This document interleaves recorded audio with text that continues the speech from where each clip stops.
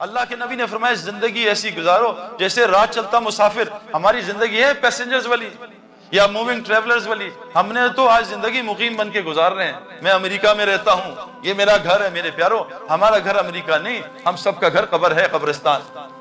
آج مسلمانوں نے دنیا کو دین پہ ترجیح دے دی. 23 گھنٹے دنیا میں گزرتے ہیں, 1 گھنٹہ مسجد میں مشکل سے گزرتا ہے. رمضان میں بھی مشکل سے 2 گھنٹے مسجد میں گزرتے ہیں. حالانکہ فرمایا جیسے مچھلی کے لیے پانی ہے ایسی مسلمان کے لیے مسجد ہے. حضور صلی اللہ علیہ وسلم نے ایک مردہ بکری اٹھائی کچرے سے, چھوٹے کانوں والی. کہا میرے صحابہ اس بکری کی اپنے مالک کے کیا حیثیت ہوگی؟ کیا یا رسول اللہ بڑی گندی اور ذلیل اور گھٹیا. کہا اس کائنات کے بنانے والے جس نے اس کائنات کو بنایا اس کے نزدیک اس کی حیثیت سے مردہ بکری سے بھی گھٹیا اور ذلیل ہے.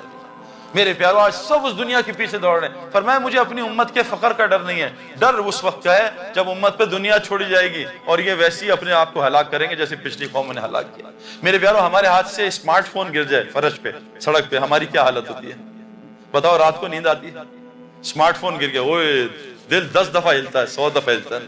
رات کی نیند غائب, ایک اسکریچ لگ گیا آئی فون پہ, رات کی نیند غائب ہو گئی. فون کو ہلا کے دیکھا ٹھیک ہے نا, کچھ ہے تو نہیں. حالانکہ فون تصویروں سے ویڈیو سے بھرا ہوا ہے, پھر بھی اتنی تکلیف. یہ قرآن ہاتھ سے گر جائے, اللہ کے رسول کے ناموں سے بھرا, کیا ہمیں تکلیف ہوتی ہے ایسی؟ سچ بتا دو, یہ تکلیف ہوتی ہے؟ ایسے چوم کے رکھ دیتے ہیں, کوئی بات نہیں. کبھی افسوس ہوا میرے ہاتھ سے اللہ کی کتاب گر گئی, میرے ہاتھ سے اسٹیو جاب کا فون گر گیا, ہوئے ہوئے میرا تو حالت بری. میری رات کو فلیٹ سے نکلا, ایک ساتھی کی رات کو گاڑی چوری ہو گئی, وہ باہر نکلا, ان کو گاڑی چوری ہو گئی. مسجد میں آیا اور رو رہا ہے. ان کا شاید اللہ یاد ہے, کہا نہیں میری گاڑی چوری ہو گئی. سلام پھیرا, جی گاڑی چوری ہو گئی. 1 مہینے تک گاڑی کا تذکرہ. کبھی فجر کی نماز چھوٹ گئی ہو, ہمیں کبھی افسوس ہوا ہے میرے پیاروں کہ میری تکبیر اللہ چھوٹ گئی؟ عائشہ رضی اللہ عنہا فرماتی ہیں اس کائنات میں جو کچھ ہے اس سے بہتر فجر کی 2 رکعت سنت ہے. کبھی ہمیں فجر کی فرض نماز سن کے افسوس ہوا, نیند اڑ گئی, آج میری نماز چھوٹ گئی. میرے پیاروں, ہم یہ دنیا کی محبت نے ہمیں, اللہ کے نبی نے فرمایا جو دنیا سے محبت کرے گا اللہ اس کے دل کو اندھا کر دیں گے.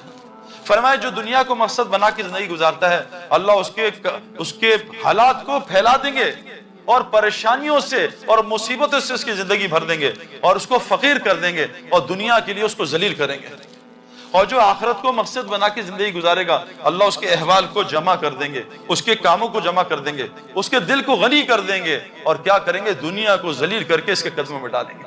آج میرے پیارو ہمارا سب سے بڑا دشمن دنیا نہیں, دنیا کی محبت ہے. کشتی اور پانی ساتھ ساتھ ہیں.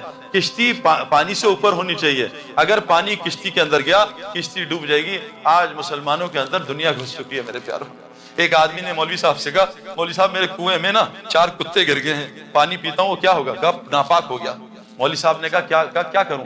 تو مولوی صاحب نے کہا اتنے ڈول نکالو, 60-70. وہ نکال لیے, پانی پینے لگا. دوسرے مولوی صاحب نے کہا پانی ناپاک ہے. کہا عجیب مولوی ہو تم لوگ, ہم لوگ دین سیکھتے نہیں مولویوں کو اڑانا شروع کر دیں. کہا عجیب مولوی ہو, وہ کہہ رہے ہیں اتنے ڈول نکالے, تم کہہ رہے ہو ناپاک ہے. وہ کہا واپس ان مفتی صاحب کے پاس جاتا ہوں. مفتی صاحب سے کہا مفتی صاحب آپ نے کہا تھا وہ کتے پانی میں گر گئے تو آپ نے کہا اتنے ڈول نکالو, میں نے نکال لیا. وہ مفتی کہہ رہے ہیں پانی ابھی بھی ناپاک ہے. کہا بھائی کنویں سے کتے نکالے. کہا کتے تو نہیں نکالے. تو جب تک یہ اندر سے کتے نہیں نکلیں گے نا میرے پیاروں, نہ نماز سے وعدے پورے ہوں گے نہ تلاوت سے وعدے پورے. نماز رزق کو کھینچتی ہے, ہماری نماز نے ہمارے رزق کو دبئی اور چائنا پہنچا دیا. نماز فحاشی بے حیائی روکتی ہے, ہم نماز پڑھ کے غیبت شروع کر دیتے ہیں اور بدنظری شروع کر دیتے ہیں. مجھے کعبے میں طواف میں ایک لڑکے نے کہا سعید بھائی میں نے آج 15 طواف کیے لیکن ظالم بدنظری سے نہیں بچ پاتا. میں نے کہا بھائی فیلڈنگ کی الگ محنت ہے, بیٹنگ کی الگ محنت ہے. تم نے فیلڈنگ کی محنت نہیں کی, کیچ کیسے پکڑو گے؟ تم نے طواف تو کیا لیکن یہ جو نظروں پہ بریک لگانے کی اس کی الگ محنت ہے, وہ تم کرتے نہیں. اور اگر طواف پہ تم بدنظری کرتے رہے تو پوری دنیا میں اس گناہ سے نہیں بچ سکو گے. یہ اتنا خطرناک جگہ ہے. اس لیے کتابوں میں آتا ہے جس نے احرام کی حالت میں کوئی گناہ کیا موت تک اللہ اس پہ ٹھپا لگا دیتے ہیں, یہ اس گناہ سے کبھی بچ نہیں سکے گا. بہت بڑی توبہ چاہیے, بہت بڑی. تو نماز احرام کی حالت میں غیبت کر دی, احرام کی حالت بدنظری کر دی, جھوٹ بول دیا میرے پیارے. تو پہلا دشمن دنیا کی, اس لیے تبلیغ میں نکالتے ہیں. آپ کو ایک آسان مثال بتاتا ہوں. اب یہ بارش ہوئی ہے نا بڑی شدید, میں پورا گیلا ہوں, جیکٹ پہنی, ٹھنڈ لگ رہی تھی. آپ کی مسجدیں بہت زیادہ ٹھنڈی ہیں تو میں ٹھنڈ مجھے لگ رہی تھی. اب گاڑی ان کی گیلی ہو گئی ہے, پانی آ گیا.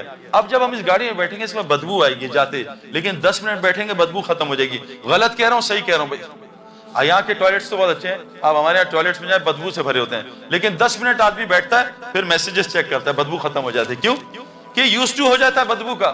میرے ساتھ پرفیوم شاپ پہ چلیں, بہت خوشبو آئے گی, 2-4 پرفیوم چیک کی, اب خوشبو آنا بند ہوگا, کافی سونگو, خوشبو آنا بند. یہ تبلیغ کا کام کافی سونگنا ہے, یہ اس کفر اور شرک کے ماحول میں ہے, یہاں ایمان نہیں سمجھ میں آئے گا. ایمان کو اس ماحول میں سمجھنا ایسی ہے باتھ روم میں پرفیوم چیک کرنا, کیا کون سا پرفیوم اچھا ہے, کچھ سمجھ میں نہیں آئے گا. ایمان کو بے ایمانی کے ماحول میں, تبلیغ والے کہہ رہے ہیں بے ایمانی کے ماحول سے نکلو, جھوٹ, غیبت, شرک, بت پرستی, فلاں پرستی, 360 بت, تو سب سے پہلے نکالتے ہیں اس ماحول سے. وہ کیوں اللہ نے اصحاب کہف, پورے قرآن میں ایک سورت نکال دی. اصحاب کہف نے کیا کیا تھا میرے پیارو, انہوں نے اس گندے ماحول کو چھوڑا تھا شرک کے, اور پناہ لی تھی غار میں. کیوں؟ اللہ کہہ رہے ہیں جب انہوں نے شرک کے ماحول کو چھوڑا اور ان کی پوجا چھوڑی جن کو انہوں نے معبود بنایا تھا, اللہ نے ان کو غار میں 309 سال سلایا, اور کیا کیا, ان پہ اپنی رحمت کو وسیع کر دیا اور ان کی دنیا کے سارے کاموں میں آسانیاں پیدا کر دی. یہ قرآن ہے میرے پیارو. جب آپ اس گندے ماحول کو چھوڑ کے غار میں نہیں, مسجد میں پناہ لوگے, اور پھر وہاں جا کے سوگے بھی, اور تلاوت بھی, اور تہجد بھی, اور نفل بھی, اور دعوت بھی, اور ذکر بھی, اذکار بھی, بتاؤ اللہ ہمارے کام کیسے بنائے گا. میرے پیارو, ہم کرکٹرز, ہم لالچی ہوتے ہیں, ہم پیسے کے لیے, ملک کے لیے بھی کھیلتے تھے, لیکن بغیر پیسے کے لیے وقت ضائع کرنا یہ گناہ میں شامل ہو جائے گا. حضرت عمر فرماتے ہیں میں تمہیں 2 کاموں میں لگا دیکھوں, یا تو آخرت بنا رہے ہو یا حلال روزی کما رہے ہو. تو بھائی ہم پیسے کے لیے اگر نہیں کھیلیں گے تو شاید پکڑ ہو جائے, وہ تو مفتیوں سے پوچھنا پڑے گا. تو ہم جو ہے نا, ہم پروفیشنل لوگ ہیں, ہم پاگل نہیں ہیں. ہمیں تبلیغ میں کیا نظر آئے کہ اتنی بڑی دنیا چھوڑ دی میرے پیارے. اور میں ابھی فقیر نہیں ہوں, اللہ کے فضل سے ابھی یہاں 2 مہینے پہلے میچز ہوئے تھے 3, اور ایک پلیئر کو $1,00,000 ملے تھے. $1,00,000 چھوڑنا آسان کام نہیں ہے. ہمارے کئی لڑکوں نے چھوڑے, کیوں؟ کہ انہیں اس سے بہتر بہت جگہ مل رہا ہے. بھائی ڈالر کیوں کمانے ہیں, اس کی وجہ ہوگی نا, زندگی اچھی ہو جائے. ایک آدمی مچھلی پکڑ رہا تھا, تو ایک آدمی آیا ساتھ میرے جیسا احمق, کہا بھائی خیریت ہے, کیا کہہ رہا ہوں, کہا مچھلی پکڑ رہا ہوں. کہا اچھا یہ کوئی کام ہے, کہاں کام ہے, کہا کتنی پکڑتے ہو, کہا 1 گھنٹہ بیٹھتا ہوں. کہا کتنی مچھلیاں, کہا 20-25. کہا بس, کہا بس نہیں یار بہت ہے, میرے 2 بچے میاں بیوی 10 کھاتے ہیں, 10-15 بیچ جاتے ہیں, گھر چلتا ہے. کہا اچھا تم کام بڑھا دو. کہا کیوں بڑھاؤں, کہا کام بڑھاؤ گے 8-10 گھنٹے مچھلیاں بڑھیں گی. کہا تو کیا ہوگا, کہا 100 مچھلیاں. کہا میری ضرورت تو 20-25 مچھلی ہے, میں 100 کیا کروں. کہا بیچ دینا. کہا اس سے کیا ہوگا, کہا چند دن بیچو گے, ایک فشرمین ساتھ ہائر کر لینا. کہا پھر کیا ہوگا, دونوں پکڑو گے 400 مچھلی آئے گی. کہا میری ضرورت تو 25-30 مچھلی میں پوری ہو, 400 کا کیا کروں گا. کہا بیچتے رہنا, ایک یاٹ خرید لینا. کہا یاٹ سے کیا ہوگا, کہا 500-1000 مچھلی آئے گی. کہا میری ضرورت تو 20-25 مچھلی میں ہو رہی ہے, میں 1000 کا کیا کروں گا. کہا اس کو بیچ دینا, ایک گھر بنانا, AC لگانا, بیڈ روم بنانا, زبردست بیڈ. کہا پھر کیا ہوگا, کہا پھر جب بیٹھے گا بڑی زبردست نیند آئے گی. اور رکھ کے ایک منہ پہ چماٹ مارا, کیونکہ ابھی بھی سو رہا ہوں, تو نے اتنا لمبا پروگرام مجھے سونے کا, ابھی سوئی تو رہا ہوں, اتنا لمبا پروگرام 10 گھنٹے 12 گھنٹے دبئی چائنا, کیا کرنا ہے, کھانا اور پکانا, کھانا اور پکانا. اس کے لیے اتنی محنت میرے پیارے. ہمارا کیا مقصد کیا بنا ہے آج. مجھے تو افسوس ہوا یہاں کے ریسٹ روم رکھا ہوا ہے, گندے کمرے کا نام ریسٹ روم, یہاں جا کے ریسٹ ملے گا. یہ ریسٹ روم ہے میرے پیارے, یہ تو ریسٹ روم ہے, اس کو ریسٹ روم بنا دیا. ہماری سب سے پہلا مسئلہ اس دنیا کو نکالیں. اور دنیا پتہ کیسے نکلتی ہے, کیسے نکلے گی بھائی, موت کو کثرت سے یاد کرنے سے. میرے ایک دوست کو میں ملا کئی سال بعد, اتنی بڑی داڑھی, اتنی بڑی پگڑی, گھر سے ٹی وی غائب, تصویریں غائب. میں نے کہا بھائی کیا ہوا, خیریت ہے؟ تو اللہ نے فضل کر دیا. میں کہا بھائی یہ تو 2020 فضل ہوا ہے, اتنا ٹربو فضل میں نے نہیں دیکھا, کوئی اور چکر ہے. کہتا سعید بھائی آپ صحیح کہہ رہے ہیں, میرے سر میں شدید درد تھا, اور درد ہوا تو میں دوائی کہیں صحیح ہوا. ڈاکٹر کے پاس گیا, برین اسکین کرایا تو ٹیومر نکلا. ڈاکٹر نے کہا 6 مہینے بعد مر جاؤ گے. اور میں نے کہا یا اللہ بس اللہ اکبر, داڑھی سارے ریزر پھینک دیا, جلا دی. اے اللہ آئندہ داڑھی نہیں کاٹوں گا, یا اللہ ٹوپی کبھی نہیں اتاروں گا, یا اللہ نماز, تہجد, حج فرض, رمضان میں روزے پورے, اور ہر مہینے 2 عمرے, بچیوں کی شادیاں, ہسپتال کو پیسے, مدرسوں کو پیسے. کہا سعید بھائی جتنے پیسے دیے جاؤں وہ 10 گنا. میں نے کہا یہ کہاں سے آ رہے ہیں, میں تو مرنے والا ہوں. تو کہا قرآن نے بتایا 1 دو گے اللہ 10 گنا دیں گے. لو جی اب 6 مہینے گزر گئے, میں ٹھیک ہو گیا, 7 مہینے 8 مہینے. میں کہا اللہ کیا ہو گیا, میں تو مرنے والا تھا. میں ڈرا, میں نے 2-3 لاکھ روپے صدقہ دیا, 2-4 نفل پڑھے. میں کہا اللہ بچا لینا. ڈاکٹر کے پاس گیا, چیک اپ ہوا, ٹیومر تھا ہی نہیں. تو ڈاکٹر سے میں نے کہا کیا ہوا, کہا اس نے جا کے چیک کیا, کہا تمہاری رپورٹ کسی سے مکس ہو گئی تھی, تمہیں کینسر تھا ہی. اللہ نے انسان بنانا تھا, موت اندر ڈال دی. اگر ابھی آ کے اسرائیل کہتے ہیں کل مرنا ہے, کل آنا ہے تمہیں لینے, تو آدمی جائے گا گھر, 1 منٹ ذرا بیوی سے ذرا باتیں کرو. نہیں بھائی یا اللہ یہ بس سجدے میں لے لینا, بس سجدے. میرے پیارو ہم موت کو بھول گئے. حضور صلی اللہ علیہ وسلم نے کیا فرمایا, جو دن میں 25 دفعہ موت کو یاد کرے گا اس دن مر گیا, اللہ شہیدوں کی موت اس کو دے گا. موت کو کثرت سے یاد کرنے سے دل کا رسٹ اترتا ہے, دل رسٹ ہو جاتا ہے جیسے لوہے کو پانی لگنے سے. اس کا رسٹ کیسے اترتا ہے, موت کو یاد کرنے سے اور قرآن کی کثرت سے تلاوت کرنے سے. ہمارا دوسرا دشمن کون ہے, شین یعنی شیطان.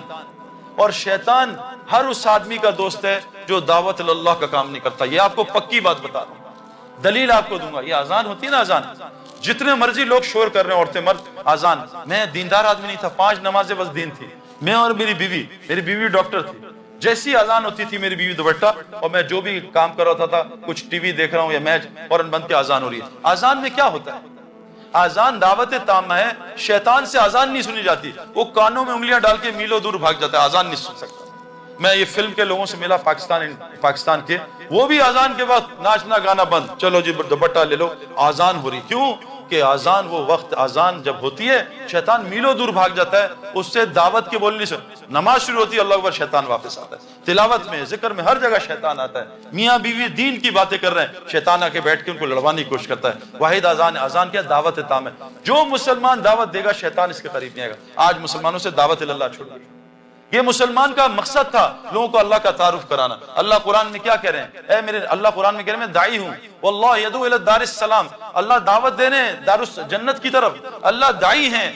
حضور صلی اللہ علیہ وسلم کا آپ بھی داعی ہیں، اور کہا ان سے کہہ دیجئے قل ھذہ سبیلی ادعو الی اللہ، یہ ہے آپ کا ہائی وے، یہ ہے آپ کا موٹر وے. ادعو الی اللہ، لوگوں کو اللہ کی طرف بلانا. کیسے؟ اللہ بصیرت، پورے یقین کے ساتھ، بصیرت کے ساتھ. انا ومن اتبعنی، یہ آپ کا بھی ہائی وے ہے، اور جو آپ کو رسول مانتے ہیں ان کا بھی یہ کام ہے ادعو الی اللہ. آج کتنے مسلمان دعوت کا کام کرتے ہیں میرے پیاروں؟